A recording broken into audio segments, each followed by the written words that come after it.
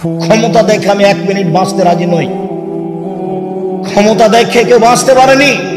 1500 বছর পরেও ফেরাউন ডুবে গেছে, আর আপনার নেত্রীর বয়স ছিল মাত্র 45 মিনিট। যেই দলীয় দাপট দেখিয়ে, দলের গল্প করে, মানুষকে অপমান করে, মানুষকে খাটো করে, মানুষের জমি জোর করে দখল করে, মানুষকে জেল হাজতে দিয়ে ক্ষমতা দেখে 1 মিনিট বেঁচে থাকার চেষ্টা করিয়েন না। রবীন্দ্রনাথ ঠাকুর জাতির শত্রু, রবীন্দ্রনাথ ঠাকুর ঢাকা বিশ্ববিদ্যালয়ের শত্রু, রবীন্দ্রনাথ ঠাকুর সারা ভারত, বাংলাদেশ, পাকিস্তানের সবার শত্রু। রবীন্দ্রনাথ ঠাকুর ইংরেজদের সবচেয়ে বড় দালাল। যেদিন মুসলমান ইংরেজদের হাতে জেল হাজতে নির্যাতিত, সেদিন রবীন্দ্রনাথ ঠাকুর লন্ডনে দিন কাটায় সুখে। রবীন্দ্রনাথ ঠাকুর যতবার বলেছে তোমার আকাশ তোমার বাতাস, ততবার বলেছে ও কালিমা তোমার আকাশ, ও কালিমা তোমার বাতাস। আপনার ছেলে মেয়ে বলতে পারে, আমার ছেলে মেয়ে বলে না, আপনি মনে কিছু নিয়েন না। আমি আমার ছেলে মেয়েকে গান বলতে দিনি। আপনার চলে, আপনার ছেলে মেয়ের চলে, আপনার জাতির চলে, আমার চলে না। বেগম রোকেয়া বই পুস্তক খাতা কলম তার বিদ্যা আপনার চলে, আমার চলে না। বেগম রোকেয়ার নামটা শুনলে আমার গাটা শিহরে ওঠে। দিনাজপুরের হিলির লোকজন, কিছু মহিলা যাবে হজ করতে, কথার কথা।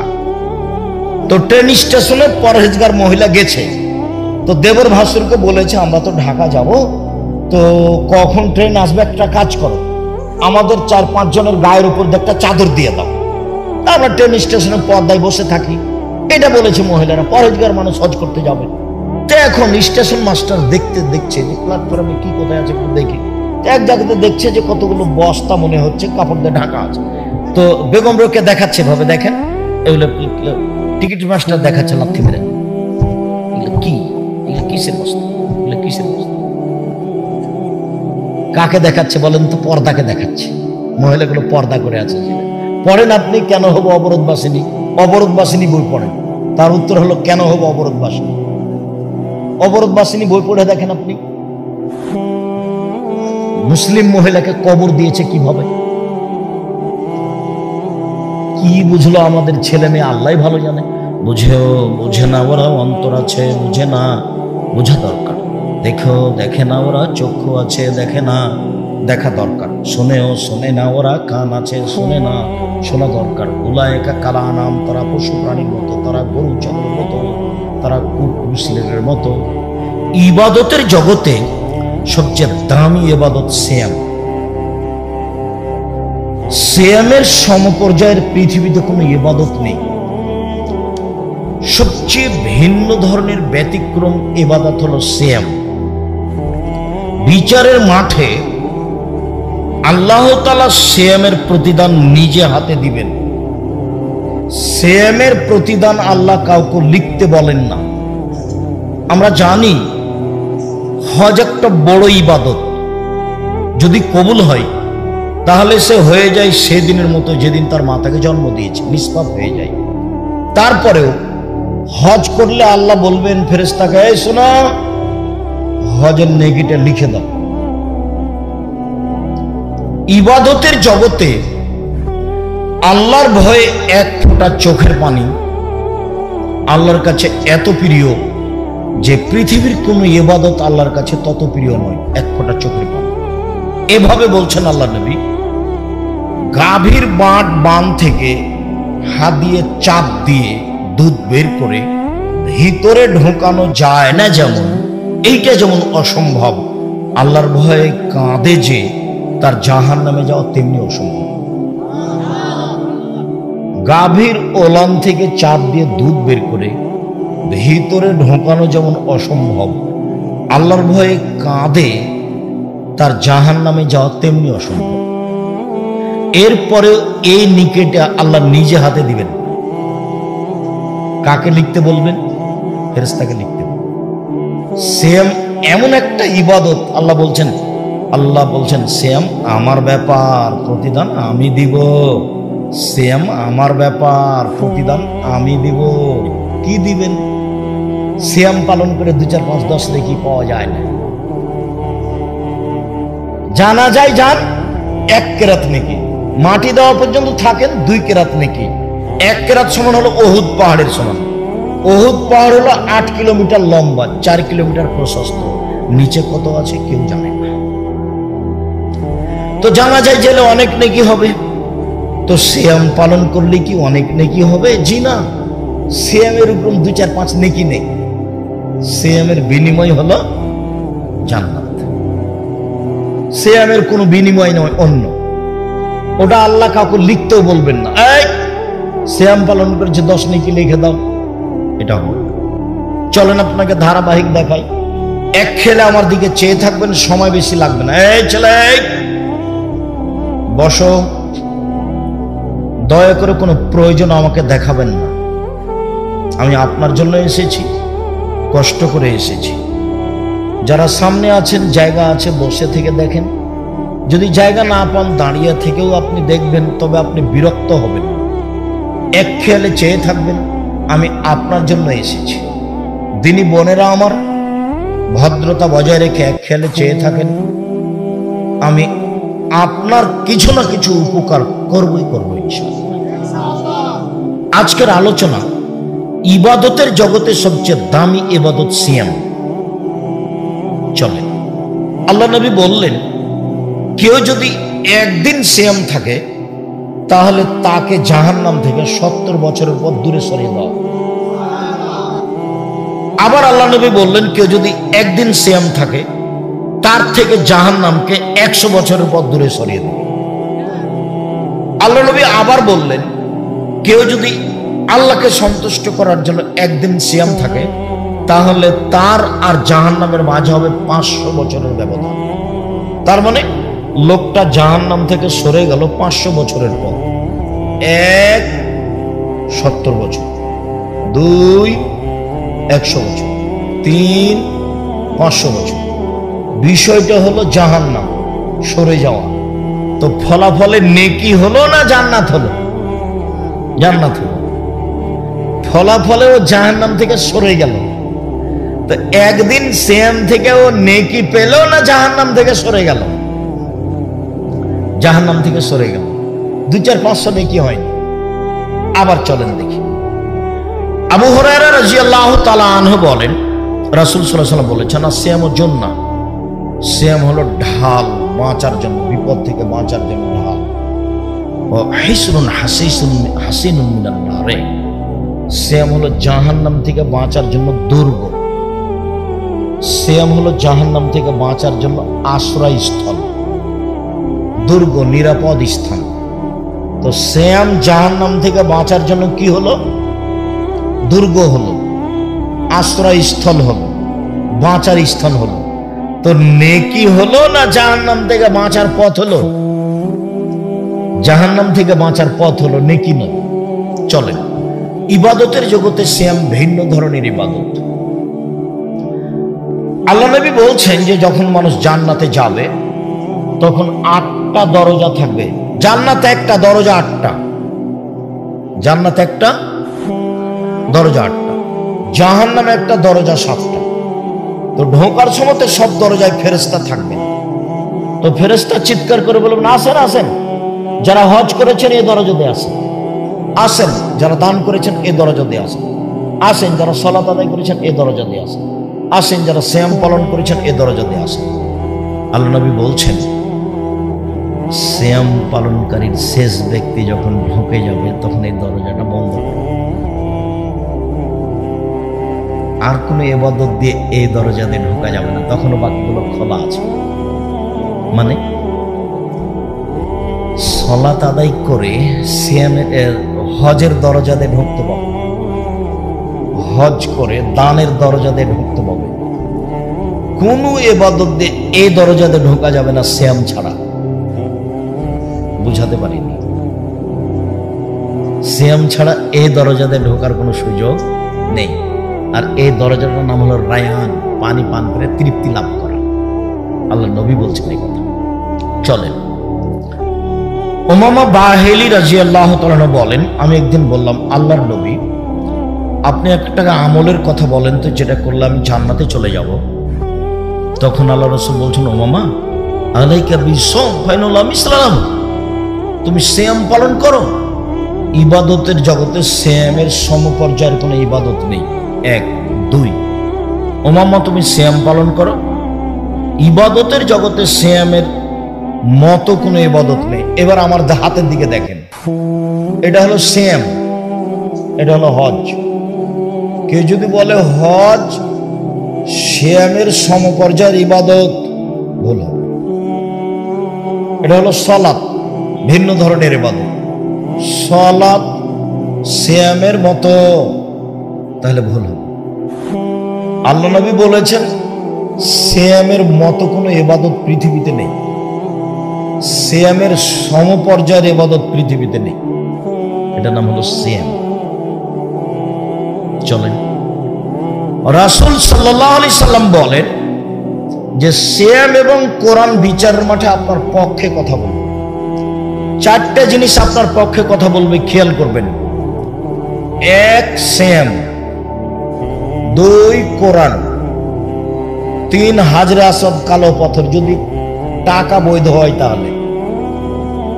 এখনো মানুষ বলে আমার চাকরি করা টাকা দিয়ে আমি হজ করতে যাব না, আমার বাপের কিছু জমি ভাগে পেয়েছি সেটা বিক্রি করে যাব।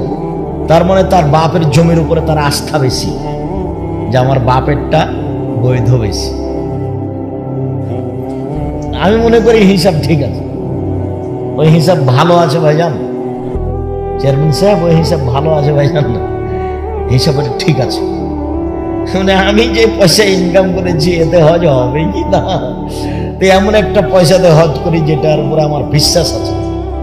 তো বাপের জমি যেগুলো ভাগে পেয়েছে সেগুলো তার কি আছে, বিশ্বাস আছে।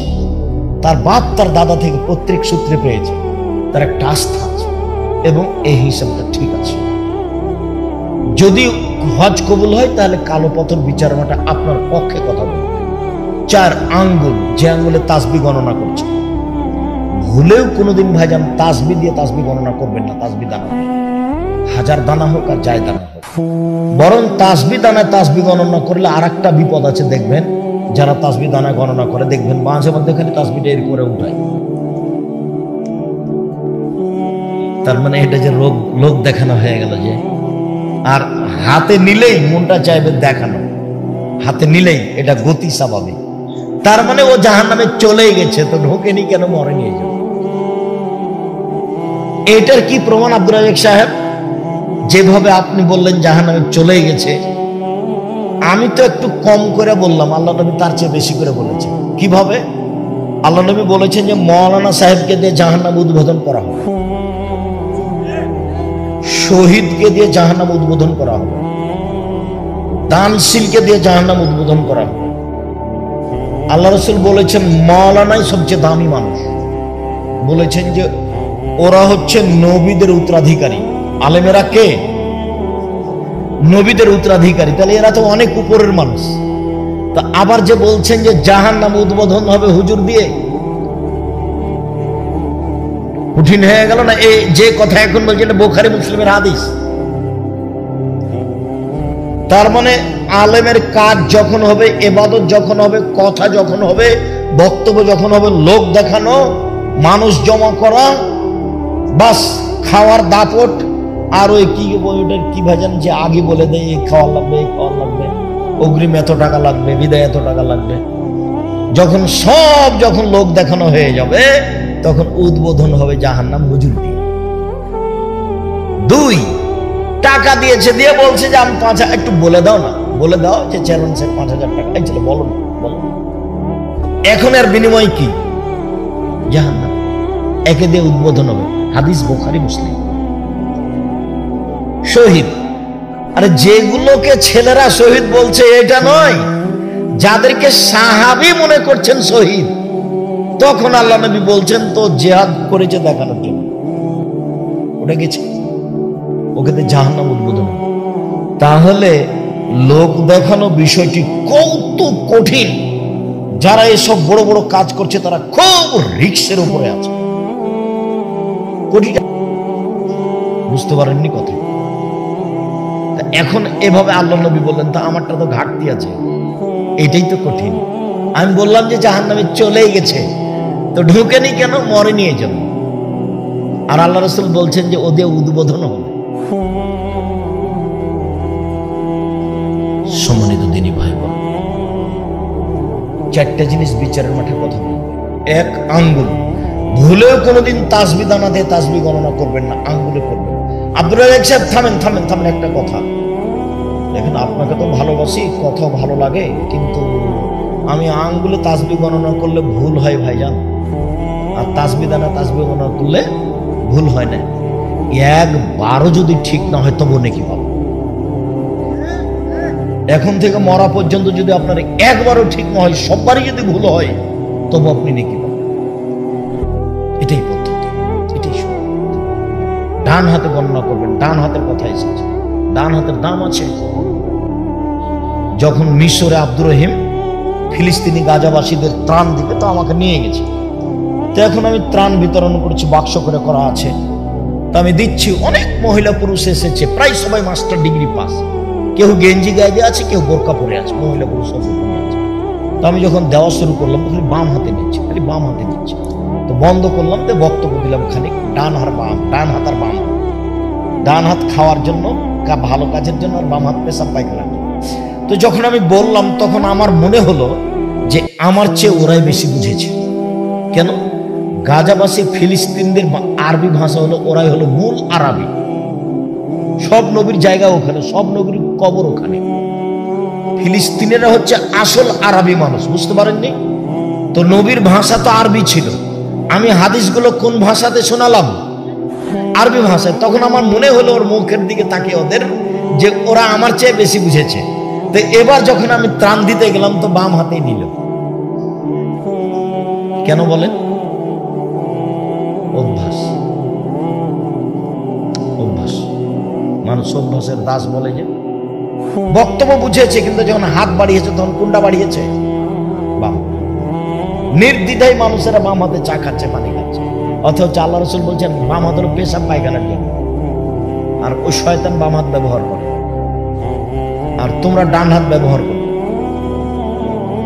সম্মানিত দিনী ভাই, ডান হাতে তাসবিহ। বলো যে কথা বলে দিলাম সেটাই ঠিক, মরা পর্যন্ত একবার ঠিক না হোক, তবু ডান হাত। চারটে জিনিস কথা বলবে, সিয়াম তার একটা। এরপরে চলেন, আবু হুরায়রা রাদিয়াল্লাহু তাআলা আনহু বলেন, রাসূল সাল্লাল্লাহু আলাইহি ওয়াসাল্লাম বলেছেন, আদম সন্তানের সব নেকি 1 থেকে 10, 10 থেকে 700, আরো আরো আরো একবারে পালা হয়ে যায়। তারপর আল্লাহ তাআলা বলছেন, মনে রেখো, ইল্লা সোম, তবে সিয়াম, রোজা, ফাইনুলি ওয়ানাজিবিহি, সিয়াম আমার ব্যাপার, প্রতিদান আমি দিব।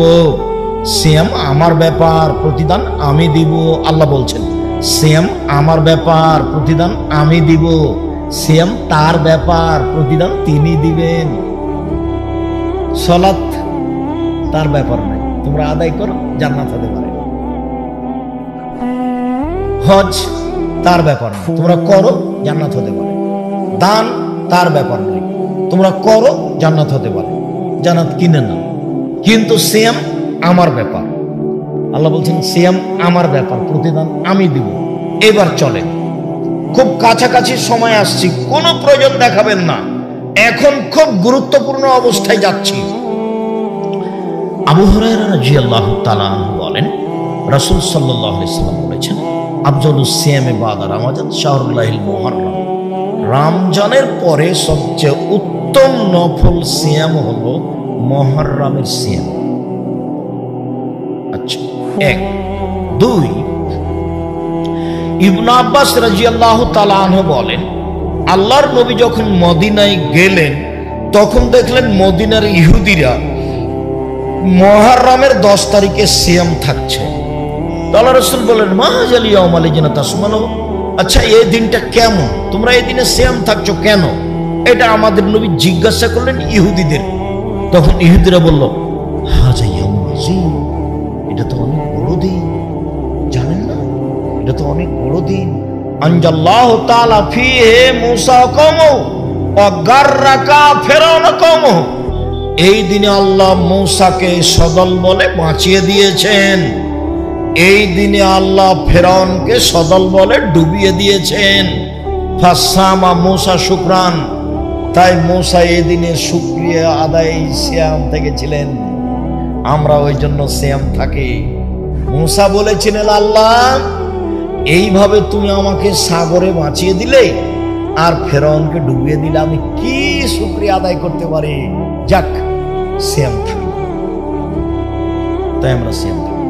তখন আমাদের নবী বলছেন, শোনো, মূসার সিয়াম পালন করার ব্যাপারে আমি তোমাদের চেয়ে বেশি হক রাখি, অতএব আমিও সিয়াম থাকলাম। সাহাবীগণ, তোমরা সিয়াম থাকো। যেমন আল্লাহর নবী বললেন তোমরা সিয়াম থাকো, তেমনি সাহাবীগণ বলে বসলেন একবারে হাতে হাতে।